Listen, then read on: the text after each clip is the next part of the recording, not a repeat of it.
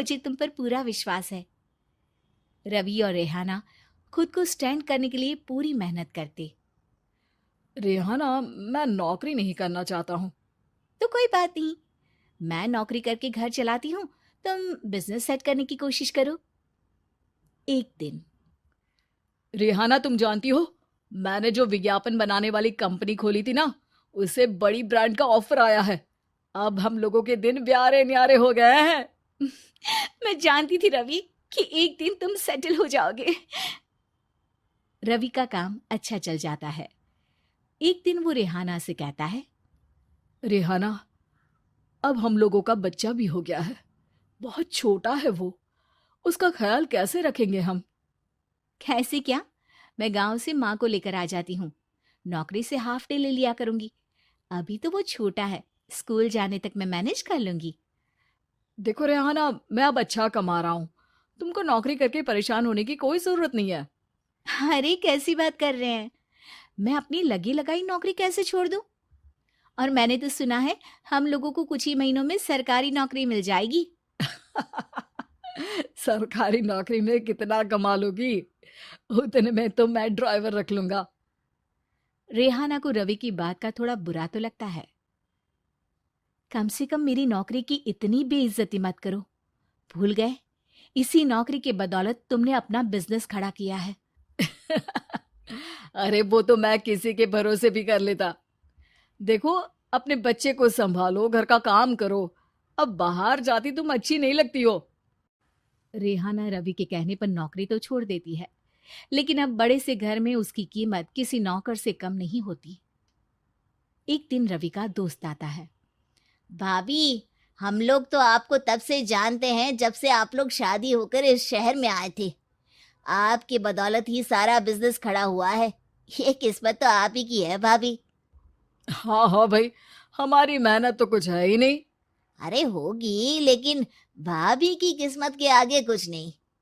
दोस्त वहां से चला जाता है, लेकिन रवि का गुस्सा सातवें आसमान में होता है। देखा कैसे बोल रहा था? अरे बिल्कुल अच्छा आदमी नहीं है ये।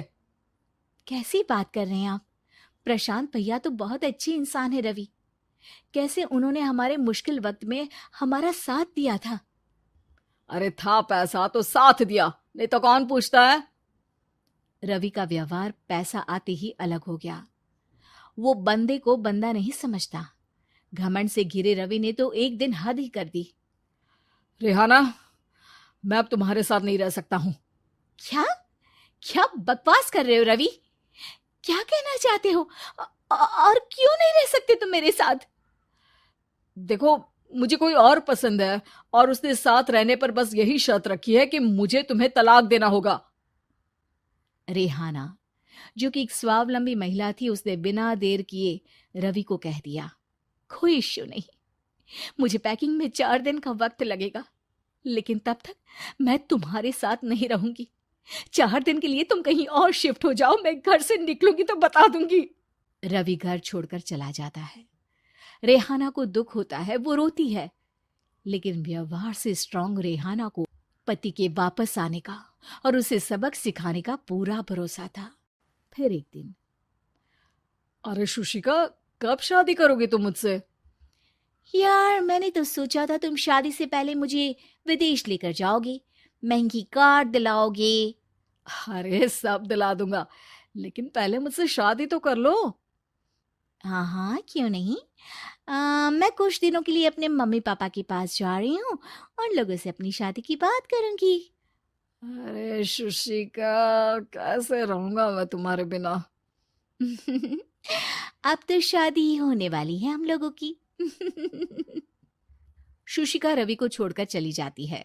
रवि घर आता है, जहां रेहाना को ना पाकर उसे सब अजीब लगता है। घर तो रेहाना के बिना कुछ नहीं है।